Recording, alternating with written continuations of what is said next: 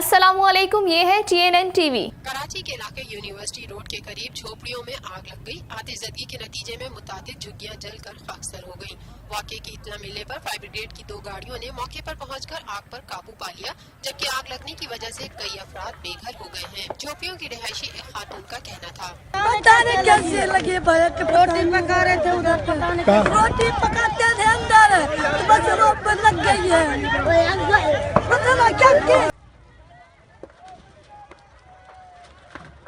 देखते रहिए ताज़ा तरीन खबरें और exclusive reports. Lotus Lake Towers, a groundbreaking endeavor by Lotus Properties.